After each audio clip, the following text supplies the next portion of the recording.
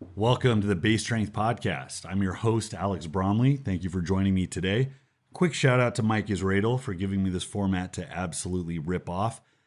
As an esteemed man of science, I see how calculated and organized his methods are. He's educational, but also entertaining. So I figured if it works for him, then who the hell am I?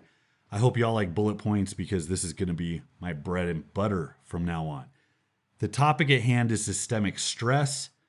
Now, this isn't saying much because most of the stress we deal with in the gym is systemic, but this is a topic that doesn't get talked about a lot. So it's going to be not so much yes or no, are you engaging in systemic stress? It's going to be a gradient.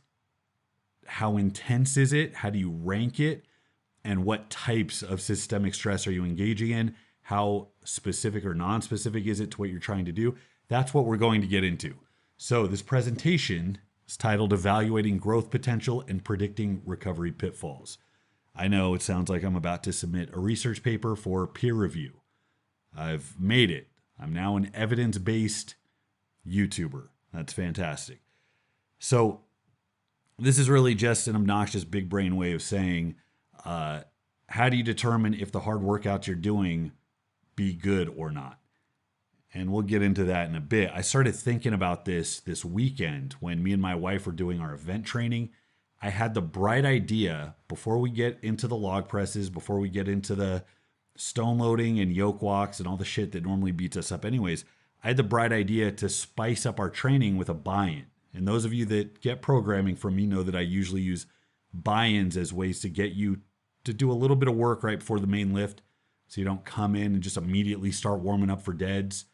You know, it's like, okay, you can't just go straight for it. You got to take her out to dinner first, right? You got to wine and dine her a little bit, pay for a movie.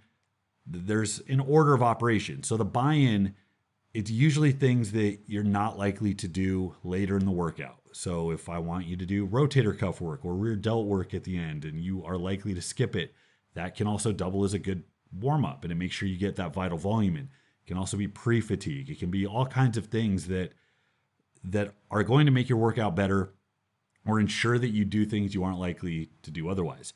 Okay, well, I've been squatting on Wednesday and squatting on Saturday on my event day because that's about all I can handle, 2 lower body days, and I can count events as lower body days. And I've been ticking up to higher reps, getting comfortable in that threshold, steadily increasing the amount of weight I'm using.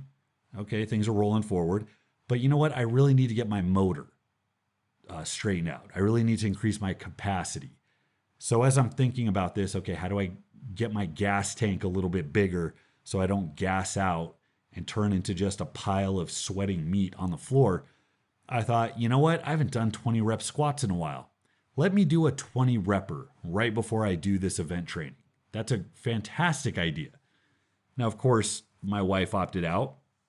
She is definitely the smarter one, but she did record me as I set a PR. More than that, it's a natty PR. This is, I think, the first PR I've set as a natty, the 6 months I've been completely off. So that feels pretty good. I loaded up 4 plates on the bar. My previous 20 repper was a 405 for 20, 6 years ago or so, maybe even a little bit longer. And I hit a 415 because I use a squat bar, right? So that's a cheap PR. I just use a heavier bar and there you go. But I had a little bit in the tank and I haven't been training in this threshold very long. So I know there's room for improvement. So I'm very hopeful. I'm going to ride this out. Capacity PRs, rep-based PRs, much, much easier to hit when you're in a lull than just trying to drop the reps down and hit heavy PRs. It's a little bit harder to do. That takes more planning. So I'm going to milk this for all it's worth. Now, that being said, I absolutely wrecked myself. I just devastated myself. It took me 5 or 10 minutes to recover. I didn't puke, but I got that athletic asthma. This Texas air, man, trying to absolutely murder me. The pollen count in San Antonio, I just walk around looking like I have leprosy. Like I wake up with streaks and rashes and spots itch that I don't even know like where things are getting in. It's like my lower back will start itching. Behind my knee will start itching when I'm wearing pants. It's a mess. But all of that mixes with the the sharp pain in your chest when you start breathing really hard, when you're not really used to it, when you're not conditioned. And it just took me a long time to recover. Now, that being said, the entire workout went great. I got everything done I was supposed to. And I feel how that stress augmented everything else. I mean, it made it doable, so I still benefited from it.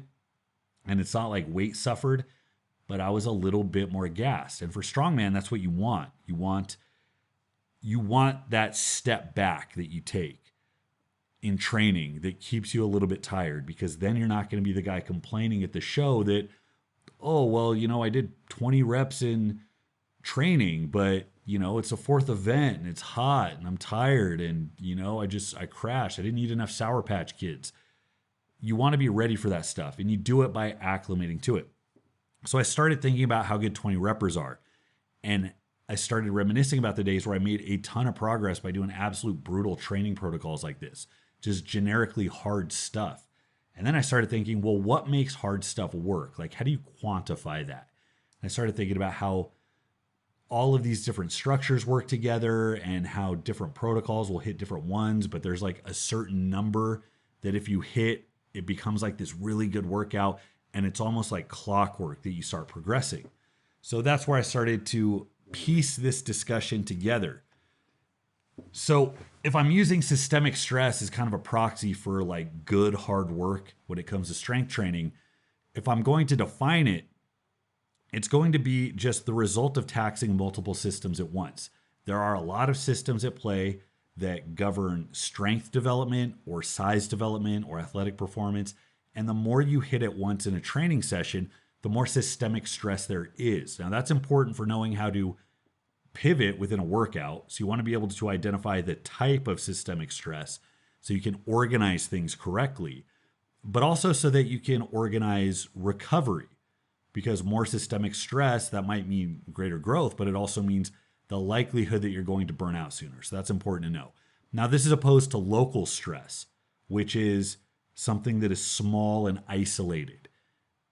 Even when you're doing really, really localized stuff, you're never really not creating some amount of systemic stress, but there are varying degrees. They vary pretty wildly. So if you're talking about a calf raise or a bicep curl, that's local. The burn you feel is local. The adaptations you experience are local. Even if you talk about, okay, your forearm has to hold the bar and you might get some forearm strength, no other structure is really that heavily reinforced or improved upon based on your barbell curl. Now, other compounds that we think of, say a squat. We squat for what? Leg development generally, right? Legs, glutes, hamstrings to a much lesser extent. But we're also aware that it does all of this other stuff. It can improve capacity. It can tax your upper back and midsection. It can coax flexibility. It can improve coordination, psychological fortitude. Like, it can give you more gumption, for God's sakes. So systemic stress, it just has more to it. It incorporates a lot more. Now, each system requires resources to bounce back from, right? So your bicep requires resources, but all of the nerves and all of the receptors and all of the muscle tissue and mitochondrial bodies and the cytoplasm, whatever you like, it only takes so many resources to reinforce a bicep. When you start covering your whole body and you start going to different energy systems and different structures, now you're really dipping into the recovery well, because there is a limit to how many resources are available. And this is part of the reason that adaptations get absolutely nasty. And it's responsible for insane adaptation in a very short period of time. But as I said, it can result in very dramatic backsliding that takes you by surprise and frustrates you. So these structures, especially with regards to strength training, it's going to be your connective tissue, your joints, right? So your body is going to limit how much force you can produce based on how stiff and stable a joint is. So if you have really dainty joints and really thin, flimsy, fraying connective tissue, your body will inhibit how much force you can produce for your own protection. It includes muscle tissue, right? This is something that's obvious. We all know. Your nervous system, that is, how many motor units do you recruit and how quickly do you get to that maximal number? Various energy systems get trained. Your cardiovascular system, the more short-term immediate energy systems that are involved with sprinting and weight training, your endocrine system gets trained. Literally the glands that are responsible for creating hormones that govern performance, that govern anabolism, how much you grow, how quickly you grow. These are all trained, and they can be trained more specifically, or they can be trained in conjunction with each other.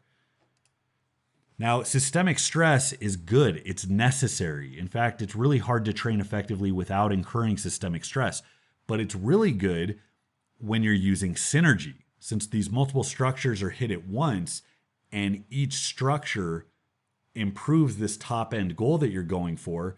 The more improvements you make with any one effort, the closer you're going to get to that absolute goal. So the fact of the synergy of each individual trait being trained concurrently raises the bar dramatically fast. So that's important. There's also a positive feedback loop of sorts. That's when two variables directly increase each other.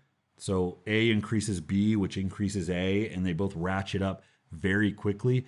It's an explosive reaction. Now, positive feedback loops, they work extraordinarily quickly, but they also have an inherent cap. They can't keep going on forever. So an improvement in any one of the structures I laid out, it's going to have a direct positive benefit to the other. And it's going to go circularly around and around until you reach this cap. But in the meantime, you're going to see meteoric growth. So I was talking about connective tissue. By your connective tissue getting thicker, your body physically takes the governor off and allows you to produce more force. So immediately you get a benefit to your nervous system. Okay, now you're getting more motor unit recruitment. That means you can lift more weights. Well, more weights is going to lead to, again, more stress. And all of that extra stress and effort is going to affect how your adrenal glands adapt and how your body handles adrenaline or testosterone. And everything goes round and round. So that positive feedback loop makes this a very devastating approach to strain multiple structures simultaneously. Now, when it's bad, now this is the thing to know, and this is generic training wisdom. We're just being a little bit more specific about what we're talking about. It's bad when that positive feedback loop gets out of check. And that's when fatigue just builds up dramatically fast because, again, resources are limited. And the stronger you are and the more developed you get, the fewer resources there are and the harder it is to recover because stress gets higher, which means recovery struggles a little bit more. So the growth potential is great, but only up to a point. And then you have to get a little tricky in order to outsmart the recovery process. There's a little bit of wizardry involved. It can quickly cause burnout. The problem with one more rep, man, the people that are like, just one more rep, just grind it out, more today than yesterday. If you've ever gone through that for a period of time, felt it work for you, and then all of a sudden just get depressed and disillusioned and lacking motivation, it's because you realize that going in and trying to work as hard as you physically can with nothing to show for it, except the fact that you're dragging your ass out of the gym, lifting the same or less weight than you did the week before, doesn't feel very good. It's a horrible way to be, and it's not a very intelligent way to train. So the burnout from high, elevated, unchecked systemic stress, it's not just going to limit your ability to improve, but training becomes kind of shitty. That's how guys end up dropping off and taking long layoffs where, you know, they might go 6 months, a year without training if they ever come back at all. Now, this can be used as an advantage because that unchecked fatigue, that overreaching that happens, actually gives you something to peel back. You've all heard the phrase fatigue masks fitness. Well, this is the fatigue. So if systemic stress gets higher, you can actually start to pull it back a little bit. And then that gives you the ability to hit this new peak, to reach these new heights. So it can help with switching phases if you're good at identifying what that systemic stress is, which traits and features of those movements, those protocols were leading to this elevated stress. And it can help, you know, with peaking. Again, you peel it away and then you end up doing better the contest day because you actually gave your body an opportunity to express all of this strength that was hidden. So we can evaluate systemic stress based off a few factors. These are all factors that when they're very, very high, systemic stress is going to be very high. And if they get paired with these other factors, it's going to be through the roof. Now, that's what you want to look for. Exercises and protocols that pair more of these together than don't. So an example is absolute load. Anything that has absolute load on the bar as high as possible is going to have a huge systemic stress. So you're looking at partials, accommodating resistance, holds and isometrics, all the way down to those weird old-timey strongmen that'll, like Steve Eusta. I remember he used to like pick up the corner of a loaded dump truck. You know, he lifted a quarter of an inch, but it was like a couple thousand pounds. That type of load, even if it's through very limited range of motion, presents a very big stress to your body and your nervous system. A lot of structures have to work together to pull off this concerted effort. Connective tissue has to get strong. In fact, it's a pretty good way to actually thicken connective tissue. The number of muscles and joints used is another one. So we use compound movements because they use more muscles at once. It crosses multiple joints. So we get synergy from the movement where individual muscles are helping with this broader movement. So each muscle experiences more load than it otherwise would have. And it's through a pretty big range of motion usually. And that's another one. You can compare range of motion, a full squat versus like an arch bench, for example. A full squat, ass to grass, is going to take very big muscles through a very wide range of motion, where a very tight arched bench is going to reduce motion and you're using smaller muscle groups and load's not going to be quite as high. So you can see that systemic stress is going to be very different. Not a lot of people have struggled sleeping the night after a bench workout. Some have. If you're an equipped lifter, you're dealing with those insane loads. If you go absolutely ham, but most people can see pretty easily that these smaller muscle groups don't hit you as hard, aren't going to wipe you out the same way the really big ones are. Novelty is another one. Doing things you're not used to, doing things you're inefficient at requires much more effort per unit of work. So you can throw odd objects in there, things that are a little unruly, things that tax you in a way you're not conditioned to. Effort and fatigue. How deep can you get into the pain cave? There's certain movements where you're limited on how much effort you can actually expend. You can go really hard with curls and it might burn, but systemically, is that a lot of effort? Even if you're sweating, have you ever gotten nauseous from doing curls? Now compare that with doing a running drop set of squats or leg presses. Now you're talking about pain and your body responds to that because more intense effort with deeper levels of fatigue has a very substantial effect on the hormones that are released after. So if we're talking about your endocrine system adapting, that's much, much more substantial. And then there's the sheer amount of work, the total number of lifts, the total number of sets, the overall volume and tonnage that you engage in. So even if all of those other variables are low, maybe you're not doing a lot of effort on each set, maybe absolute load isn't high, but if you're just doing a fuck ton of work, that's a high systemic stress. And that's how bodybuilders really create this massive amount of growth in this very anabolic environment without really relying on a lot of overload or a lot of these other variables that we're talking about. You can do isolation movements, just a ton of local fatigue, of local stress, but paired together for the endless sets and reps it allows you to do that for, that's a ton of systemic stress. And anybody who's survived that type of training knows that it's very real. The fatigue you feel that night, the next day, not just the soreness, but the overall fatigue. So examples of this type of systemic stress, again, every aspect of training includes it. But I want to pick apart what it's like for each different discipline and how you can kind of rank them against each other in terms of severity. So generic bodybuilding, which we just covered, individual movements are localized. So you're kind of, for the most part, picking apart small muscle groups and focusing on individual muscle groups as opposed to the whole. Compound movements obviously still get used, but they're not used for overload the way that like a strength athlete is going to use them. And it's a ton of volume with very small isolated movements, but it does allow for more range, for more effort. So by keeping one thing low, it might allow you to keep a bunch of the other ones high. And that's important to recognize.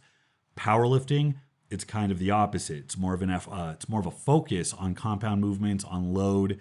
Range of motion is decently high, even though powerlifters still reduce range of motion. So a high squat is still a lot of motion for the big muscles of the legs. You can grind power lifts. You can get really deep into these levels of fatigue. If you've ever had to do a lot of repeating sets of low reps, or if you've ever had to grind a really big 1 rep max, you know how stressful that can be and what that does to you. And part of that's the reason why people backslide to begin with. Powerlifters are notorious for this. There's more play in the joints when you're talking about high rep, high volume bodybuilding training. But if you're trying to perform every week the way a powerlifter does, and you overreach, even if you're not sore or beat down the next week, you'll feel the weight move worse. You'll feel it be slower, and you'll notice you miss reps. And that is a sign of systemic fatigue. Most people use CNS as a shorthand for that, but it's one and the same. Strongmen, we do a lot of odd object, inefficient movements, stuff we're not used to, very high volume as far as time under tension, maybe not set to set rep for rep, but we are doing higher reps more often, usually in a density aspect. We're doing carries for long periods of time, loading medleys for a long period of time. Again, multiple different qualities are being taxed simultaneously, and we're doing that over our entire body. So not only is it the variation in training, but it's the hit to the nervous system, the endocrine system, the muscle tissue, the connective tissue, and on and on and on. Olympic lifting, markedly different. And it's funny to see how it changes because Olympic lifting is very short and snappy. It's not by any stretch the type of long, grindy work you might see in a strongman contest, but you have a long range of motion. They're very complex. Again, big muscle groups being used. Patterning is very important, very explosive, which is a lot of CNS work. Typically, very, very high volume in terms of repeating sets over and over, sometimes twice a day, 6 days a week, depending on the athlete. So even though effort's down, you can't grind a snatch, fatigue might be down in terms of what each set represents in terms of effort and fatigue, but you still have very big muscle groups being trained in a specific threshold just to the nth degree. So it gets really crazy. So you can see how they all have systemic stress that forms itself in a slightly different way, and you're going to adapt to it in a slightly different way, in a sport-specific way. That's actually the point of all this. So the exercise examples, I'm sure you already know. We've gone over things like range and load, so there's only so many options you can point to that are going to have this effect. Compound movements, obviously, carrying and loading movements, again, a lot of time under tension, a lot of load, many muscles being used, explosive movements, disadvantage variations, and overloaded variations. They both have their own type of systemic stress. So overloaded variation like bands and chains, partials, isometrics, eccentrics. I mean, back in the day, guys used to do just heavy walkouts before a big squat meet to get themselves used to the weight. If you're not used to supporting a lot of weight that way, it beats you down. And that's kind of diametrically opposed to the lighter developmental stuff you might do if you try like a stiff leg deadlift or a snatch grip deadlift, something that's harder, more awkward, takes you through more range of motion. Again, they're different, but they both represent very high levels of systemic fatigue. Infamous examples of this stuff. I mean, you can probably think, we talk about these bucket list programs that people run through that are notorious, just absolutely notorious for grinding people into the ground. These are what I would consider high risk, high reward types of programs. Like they're known for meteoric rises for the people that survive, but they're also known for causing overuse issues, tendinopathy, all kinds of problems. Smolov is a big one. I mean, 4 days a week of squatting, every day is a different threshold. It's like 3s, 5s, 7s, and 9s. And every week you progress linearly across all of them. There's no lighter day, no easy day. The weights are selected so that every day is challenging and every day progresses all at once. So not only do you have to get on the fly, ready to handle 4 days a week of squatting, but some of the days are high volume. I think it's about 30 reps on each day, regardless of what the reps are. So it's a few high rep sets on the high rep day, and it's a lot of low rep sets on the low rep day. It beats you down. Knee tendonitis is pretty common towards the end of it, but guys that survive are like, oh yeah, I put 100 pounds on my squat in like 6 weeks. Super squats, that's essentially what I did. I didn't quite go into the breathing squat bonanza that super squats and those types of programs really emphasize. It took me about 1:20 to get through all my reps. A super squat set of 20 might take 2.5 minutes. You're really starting out with 4 or 5 breaths in between each rep. And that's how you just turn it into an absolutely destroyer of a set. Still, I got to say, even what I did, systemic stress was pretty damn high. It was substantial. Again, a lot of range, a lot of work, a lot of fatigue, a lot of effort, a lot of things I could control in the set. It was, do I feel like suffering? Oh, wow, I could actually suffer a little bit more if I wanted to. And that leads to an immense amount of growth. High intensity training, any type of bodybuilding training or any protocol that goes to and beyond failure. Again, very, very high effort, high fatigue, huge systemic stress, high volume stuff, German volumizing training. I don't know if any of you have lived through that. High risk, high reward again. Strongman death medleys, Bulgarian style training, things that have to be done carefully. And if you just go until the wheels fall off, you're going to be surprised at how quickly you backslide.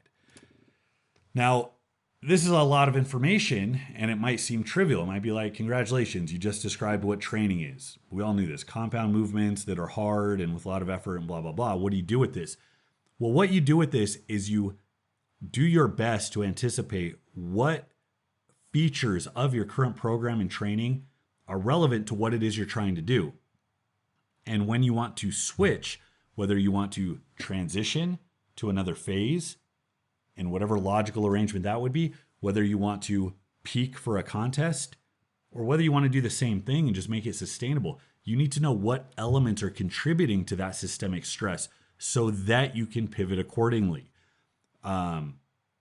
Within each block, I mean, you have to monitor how the work is treating you. And that's outside of the gym with things like sleep, irritability, general fatigue, and inside the gym, how's your performance doing? Now, we all know at this point how to manage fatigue generally. You either reset a wave, you put in a hard deload and let yourself recover, or you switch to something new. Novelty is actually very powerful by itself as a form of recovery. Just keeping the level of work high, but tweaking exactly how you're working. That gives those structures a break. So sometimes just incorporating some variety of movements or changing your split can be enough to do that. So when those stressors creep up too high, you have to pay attention. You have to know exactly what qualities are the things that are going to grind you down.